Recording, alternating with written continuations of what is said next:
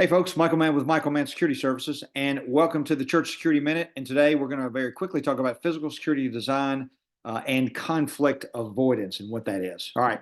So if you want to get a hold of us, you can get us at contact@michaelmannsecurityservice.com, or you can always call me directly at 615-956-3912. So let's jump into it very, very quickly. So what is conflict avoidance? So conflict avoidance is when the elements of the physical protection system create friction within the house of worship, its operations, and the mission.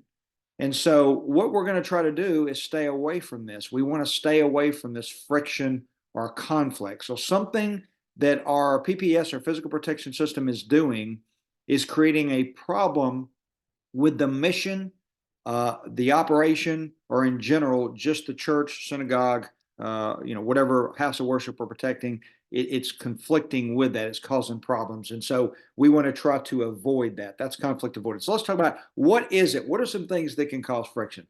So we're just going to very general talk about security measures we see all over that I see. I do this all over the country. Some things that I see that sometimes conflict with the mission. So let's talk about your security volunteer. So physical presence. So remember, the mission of the church is to get the people, to get the broken folks, all of us are broken because of our evil hearts, to get them inside these buildings and to spread the good news. Right. So when we are out on using our layered approach, practicing our behavioral detection techniques, even though we're looking for adversaries and we're trying to prevent bad things from occurring, our attitude needs to be that of a greeter or an usher. So we need to be friendly. We need to welcome people. We need to smile. So a lot of times I'll see somebody on post and it almost looks like they're a TSA agent, right? Which is not good, right? So, if you travel a lot and you go through TSA, it's like a 50-50. Sometimes they're awesome, sometimes they're not so much. And we want to stay away from that. So the attitude of our volunteers should be that of welcoming, very open, very problem solving, and very persuasive. Okay. Proxemics. The use of proxemics is like our use of distance or space when we talk to people. It's the use of clothing and other objects that in this environment let them know that we're there for physical protection. And so, we want to shake hands. If you're in a community group of people that come up and you know them, you're a security volunteer, you've been in the church a long time, you know everybody, that's great.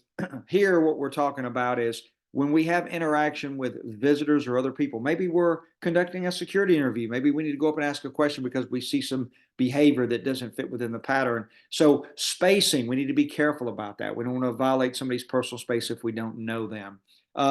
Things that we wear, right? So our radios, and what does that look like? Is it better to conceal your radio if they're small enough and wear surveillance kits or earpieces than to have people hear the radio blasting, right? How do security uniforms fit into the church? And I'll tell you, I'm not a big proponent of uniform security in the faith-based environment. I think it's like an executive protection program. And so our clothing needs to fit in with the environment. So we're going to dress just like everybody else, right? Now, some people would say, well, the uniform deters adversaries. Well, not necessarily. I would tell you that your observance or your ability to observe, detect, and let potential adversaries know that you see them is what actually deters bad activity. So those are all things in proxemics that we use that may conflict. And then arm programs. I'm not against weapons. Obviously, I believe in having weapons at church, and an arm program being part of the physical protection system. If you've got the correct training programs, if the licensing and insurancing, if all that matches up. But we talk about things like open carry versus covert carry. Overt carry in the church with volunteers. Again, that's not something that I normally suggest. I think weapons should be covert because everybody in the church just isn't going to agree with it. So some things that could cause conflict, just some when we talk about security volunteers. Access control. It's not an airport, folks. We got to let everybody in. We got to let them out. We got to let them move freely inside. So patting folks down, trying to control access into those buildings because of something we see, that's going to conflict with the mission of the church, and we're going to have to figure out another way to do that. That's why the behavioral detection stuff is so important, and it works well within churches. Hand-carried items, something else. Stopping people with backpacks, with bags. Folks, the majority of parents, especially with young kids, have backpacks. They have diaper bags, whatever. It's not the bag we need to be worried about.